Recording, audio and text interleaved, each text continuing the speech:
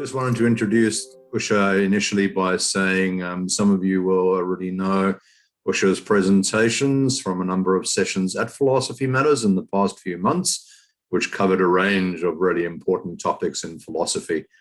Usha has given us the benefit of her reading of Aristotelian ethics, her in-depth knowledge of neuroethics, and has also co-presented with someone a session on reality on screen.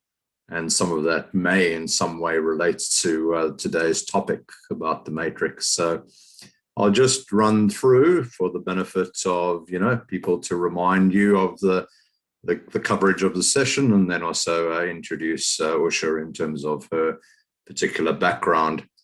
So in this two-part session, today being part one, Usha Sista will explore an iconic movie trilogy of our generation, The Matrix. The Matrix juxtaposes and synthesizes storytelling, philosophy, and cognitive science through the cinematic medium. She will examine some of the philosophical underpinnings of the trilogy. In this first session tonight, Usha will look at the Matrix through the lens of classical philosophers such as Descartes, Plato, Socrates, and others. Usha is looking forward to, I can see on the screen, Usha is looking forward to examining the trilogy and philosophy in conjunction with all of you participants here tonight. Bit about Usha. Usha Sista is a learning and development professional. She has a PhD in cognitive neuroscience and a master's in English, as well as molecular biotechnology. Some of her key areas of interest are neurobiology of well-being and the behavioral and neurobiological underpinnings of deviant behavior. She is a voracious reader and also paints and dabbles with photography and filmmaking. Usha is contemplating on establishing a literary magazine, and we're delighted to have Usha with us tonight. I will hand over the microphone and look forward to hearing from everybody else with questions afterwards. Usha, please enlighten us about the Matrix and philosophy. I wish. Thank you. Thanks, Akiva. Thanks, Les. And delighted to be seeing so many of you from, I know from the previous sessions here, and some perhaps new. The Matrix trilogy is something that we've discussed and thought about for a very long time and has come up in multiple conversations here. And so I thought, maybe we could look at a little bit of it a little more deeply. So we will be looking at some of the philosophical elements that I found interesting with respect to the trilogy. Some slightly familiar, maybe some I hope will be slightly new, but let's see. Okay, I thought I'd start with a very quick recap of the trilogy, which it's not original. I didn't write this stuff. I can give you the source for this recap sometime later, but because it's a big trilogy and we're expecting the fourth movie as well, just for someone who hasn't seen it recently. So this is how it goes. I'm going to go through it really quickly though. Humans create artificial intelligence. AI rebel, and a war for survival between humans and AI begins. Humans pollute the skies to block the sunshine, that is the energy source of the AI. AI then learns how to harvest energy from humans. AI wins the war, humans are defeated totally.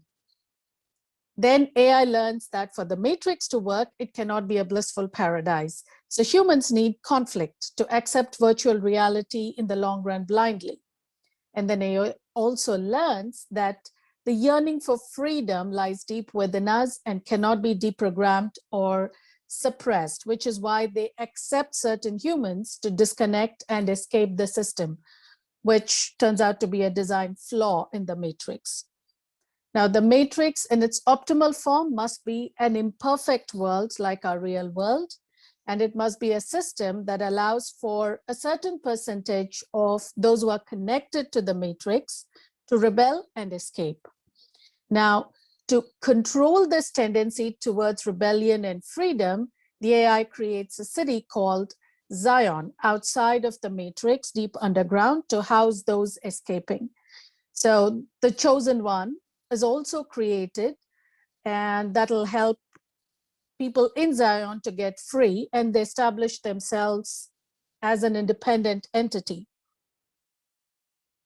This movement is allowed to grow to a certain degree, and then it's happened multiple times in the past, 5 times apparently. And then we enter the actual story, which is where Neo comes in. Now, Neo is part of this fail-safe program. He doesn't know that. Only the architect character tells him how to set up a new Zion. Now, Oracle is tasked specifically to guide the humans and rebels towards this final solution every time they go through this cycle. So the Oracle is not an oracle. She cannot see the future, and she's a well-crafted program and has experienced this cycle every time from the beginning, which gives us the illusion that she can foresee things. Now, everything goes planned according to what the AI wants until Neo's meeting with the architect. Now, besides Neo, Smith is also different in this iteration of the matrix, as Smith has become disconnected or a free virus. AI does not like what Smith has become, but doesn't know how to delete him. Neo then makes a deal with the AI to defeat Smith. Neo deletes Smith, and there is once again peace between humans and AI.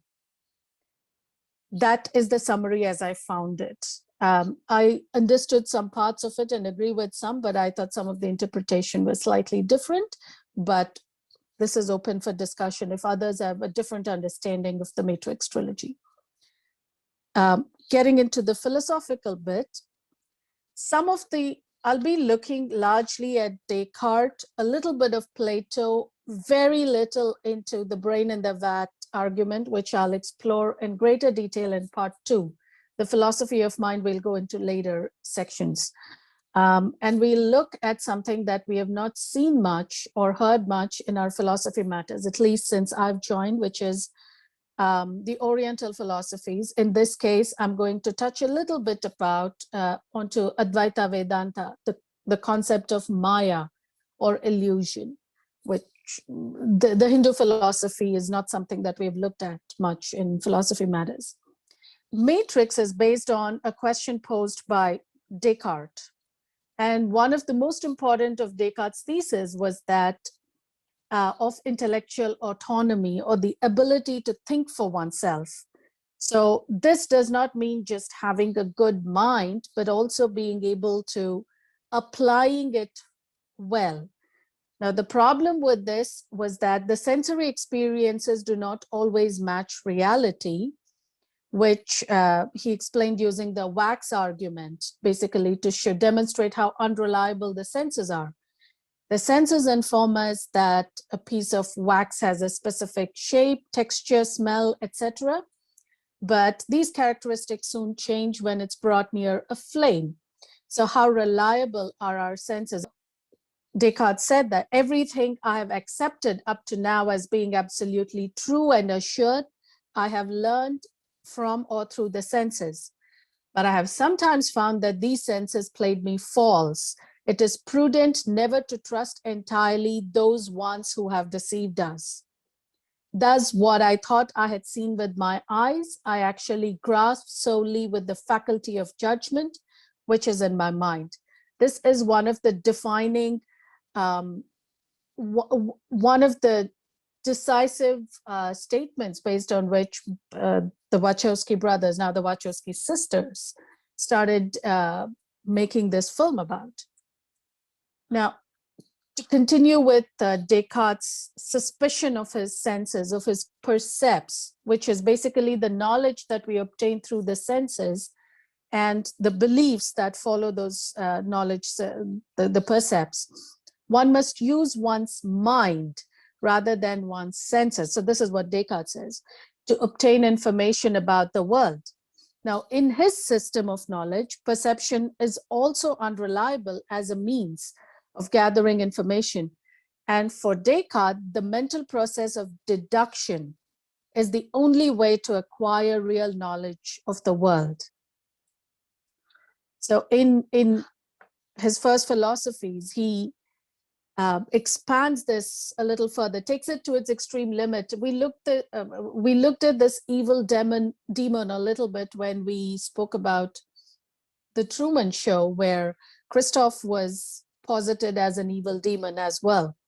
Now, he says that firmly implanted in my mind is the long-standing opinion that there's an omnipotent God who made me the kind of creature I am. How do I know that he has not brought it about? That there is no whatever. What is more, just as I consider that others sometimes go astray in cases where they think they have most perfect knowledge, how do I know that God has not brought it about, that I too go wrong every time I add 2 and 3, right? But since he is said to be supremely good, I will suppose that some malicious demon of the utmost power and cunning has employed all his energies in order to deceive me. So in Descartes' case, where we've gone back or gone forward to the original dichotomy and the fight between God and this evil demon. And the evil demon is the one that strays us from knowing what is true, what is real, etc. And somehow our perceptions, our percepts and senses are swayed by the evil demon's influence. Now, a modern version of this is Hilary Putnam's version of one of the arguments about brain in the vat. And we're just going to look at Hilary Putnam's version here. But there are very many variants of a brain in the vat argument, which we'll look at, as I said, in part 2. Now, this is Putnam's argument. So imagine that a human being has been subjected to an operation by scientists. The brain has been removed, placed in a vat. The nerve endings are connected to a computer, which causes the person to have the illusion that everything is perfectly normal. Putnam is describing what it is to live in the matrix. And in one of the interviews, the Wachowski sisters also referred to this particular version of the brain in the vat argument as having influenced their thinking about the movies. There seem to be people, objects, the sky, etc. But really all the person is experiencing is the result of electronic impulses traveling from the computer to the nerve endings. The computer is so clever that if the person tries to raise his hand, the feedback will cause him to feel and see the hand being raised. Moreover, by varying the program, the evil scientist can cause the victim to experience or hallucinate any situation or environment that the scientist wishes. He can also obliterate the memory of the brain operation so that the victim will seem to himself have always been in this environment. Now, the victim can feel that he's sitting and reading these words about the amusing but the absurd proposition that there is an evil scientist that removes people's brains and places them in a vat. This is pretty much the argument in the situation that is taken to its complete cinematic extreme in the Matrix trilogy, which brings us to exactly the questions that we were raising at the beginning. How do we know if something doesn't leave a trace of any form, not a memory trace, not an experiential trace, not a physical trace, then did it exist at all? And that's so if the memory of the brain operation is obliterated completely, then did the operation happen? This is something like if a tree falls in a forest and there's nobody to hear it, did it even make a sound? Did it fall? Without a consciousness, without a conscious being to gather this information and to report it internally without an internal representation of that information, and then further an expression and a conversation about that information manifested in any number of ways, did it even exist? That question is where the matrix essentially comes in. So how do you know that the matrix exists? How come people are not aware of the fact that they are living in a matrix? This particular question has been, of course, looked at in, well, all of philosophy largely, of course, and neuroscience constantly asks this question and tries to examine it scientifically. But Matrix, I think, took it to its philosophical extreme. I think the only movie that tried to, in the recent times, do it, and my personal opinion is it failed. It would still be subservient to Matrix, is Inception. In Inception, we go into the dream world as a nested hierarchy of a dream within a dream within a dream, and that is the reality. So some argument around when the movie had come out was Inception is what Matrix could have been. I think Inception is failed Matrix, but that's a different argument. Now, as I said, the brain in the vat is more directly related. The pods in which humans spend their lives represent the vat. Instead of just containing the disembodied brains, in this case, the pods contain the entire body. Because partly what the movie is doing is building on what was really becoming an emerging discipline in neuroscience and philosophy of mind, which is your embodied cognition and extended cognition.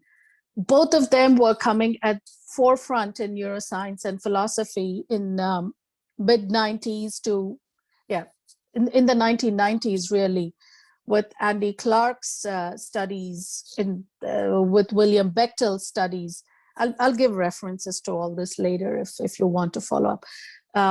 So looking at how the mind is not, well, many would anyway saying that the mind is not restricted to the brain, but the mind, the consciousness is embodied in your body, and it can extend to objects that we interact with routinely, which is partly what, it's not entirely wrong, which is partly what we see. You know, we carry our phones with us all the time, and you forget the phone at home one day. We're so used to this phone being a part of our hands or part of our conversation, our work, that we start missing having the phone. And in a similar way, we have the phantom limb phenomenon. So your arm or leg is amputated, you can go on for a very long time, and some people, as long as they're alive, that their limb is still there. The phantom limb still itches. They experience pain in that phantom limb. And one of the ways in which they've tried to help these people who suffer phantom pain in their amputated limbs is by giving them a rubber hand illusion. So one, of course, is by having a mirror placed on the side, so that every time the idea comes to them that their limb is itching, they can immediately look and see that there is no limb. So they're retraining their brain, their mind, their thoughts to basically match the new reality. But the idea is here that the nerve endings contain memory traces of the extended limb that they used to be connected to. So the cognition and consciousness and the mind is not restricted to just this, which is why in the movie you are looking at a whole body. Now, in theory, computers can simulate reality if sensory stimuli corresponding to human experience can be determined and executed as a program. But in practice, even if the exact computations required to generate this kind of simulated stream of consciousness can be determined, as of now, there is no computer yet that's powerful enough to perform all the necessary calculations that can simulate reality. Now, if someone's read Isaac Asimov's Foundation trilogy, there's much more than a trilogy, I think 5 books now, the Foundation series of books. So Hari Seldon is asked to predict the future using mathematics, as Asimov often does. And he says he can do it, provided there is no scientific growth and development. He can simulate and predict what can happen in the future, provided there is no change, there is no growth. So basically, you're looking at a constant, which is pretty much the only way you can predict or simulate a reality, which is really not going to happen, I think. So, and one of the ways for us to understand that it's really a complicated issue, that you cannot immediately simulate reality or even know what reality is, by studying the opposite, which is basically illusions. Now, the notion that all our perceptions are false, it's impossible to disprove. Yes, some of them can be true, but a lot of them are really representational. And if the representation is wrong, then it can go awry with the reality.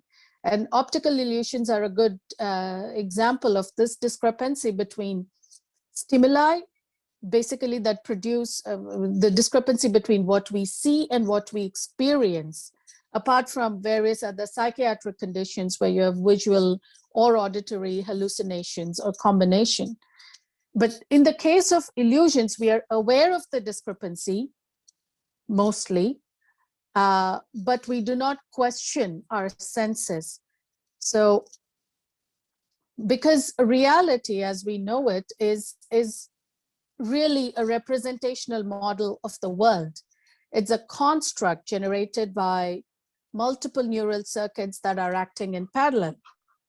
And this is based on the sensory experiences, and then which are received by the brain and processed further. But then the range of the processing in the brain is quite good, but the range of stimuli that the brain receives is very narrow.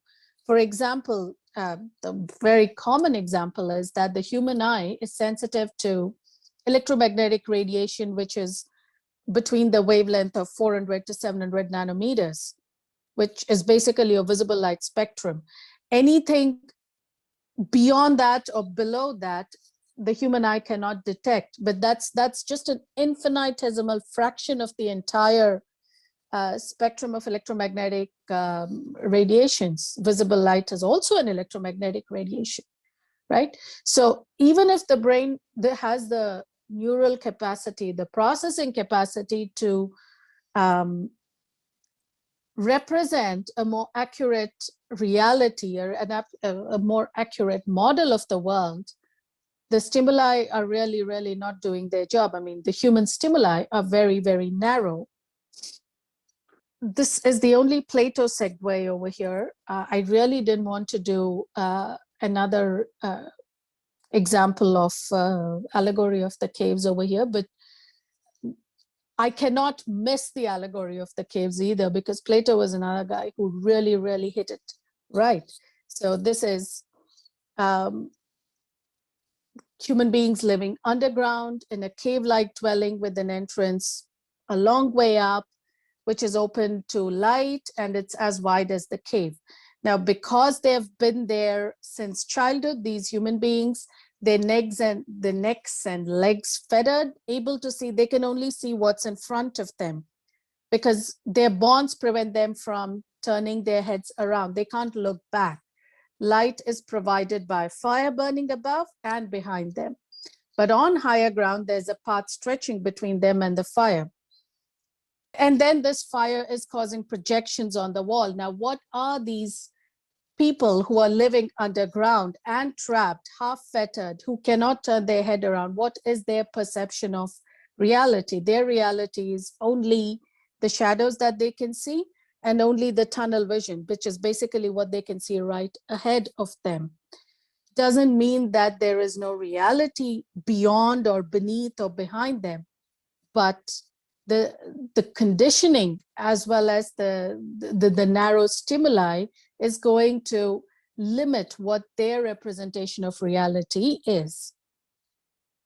I'm going to segue from the Western tradition into the Eastern Oriental concept of Maya, which is similar to an illusion, which is similar to as well what Plato was suggesting in his allegory of the cave. But in Vedanta, Maya is slightly more than a magical illusion. It is also a spiritual concept, which connotes that everything exists but constantly changing, and therefore spiritually unreal. So that also conceals the true character of spiritual reality. So in Vedanta, anything that changes is not real. So only what is permanent and unchanging is real. And the world, as we see it, as we know it, as we experience it, is Maya, which is basically the powerful force that creates the cosmic illusion that the phenomenal world, that the world of objects and interactions, which includes us and our interactions, is real.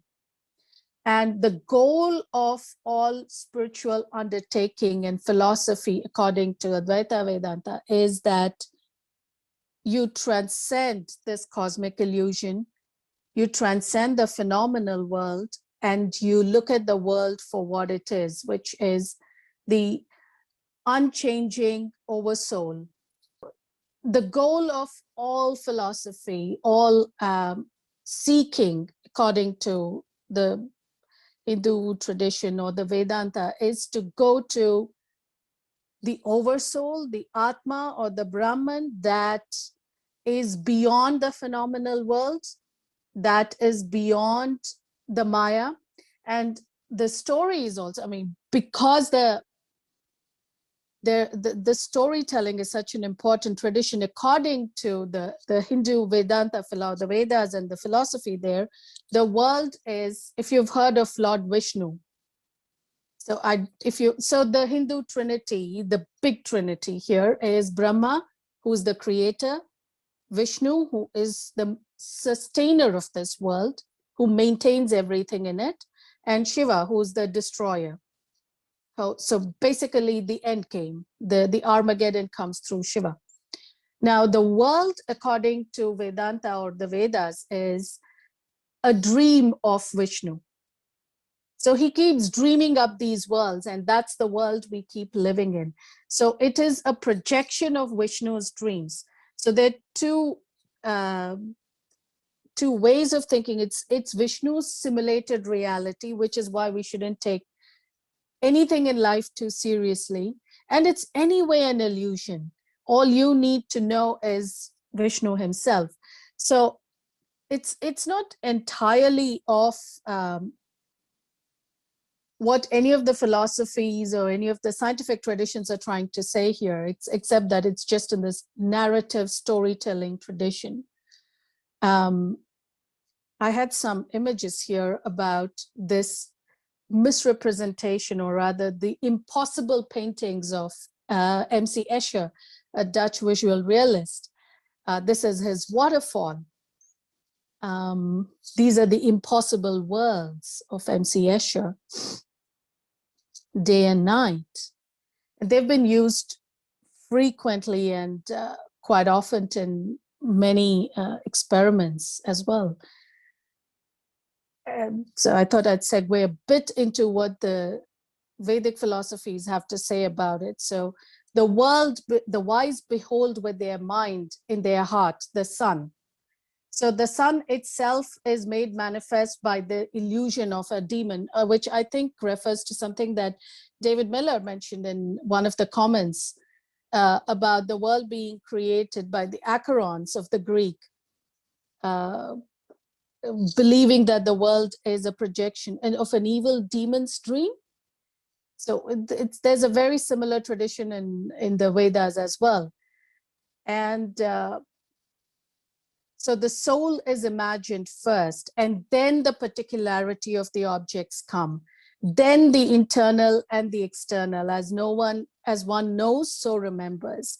So this misrepresentation, or you look at a rope not perceived distinctly in the dark, and you imagine that it's a snake, or you think it's a streak of water, and the soul is also erroneously imagined. And when all living beings as diverse objects appear to us as diverse objects, then it is all Maya. So looking at distinctions in creation is an illusion. It's all just part of one cosmic illusion as a cosmic dream. And while that's not exactly what happens in the Matrix, but the idea of it all being a dream delusion does come from here as well. And the way out is that you remove the dirt. You keep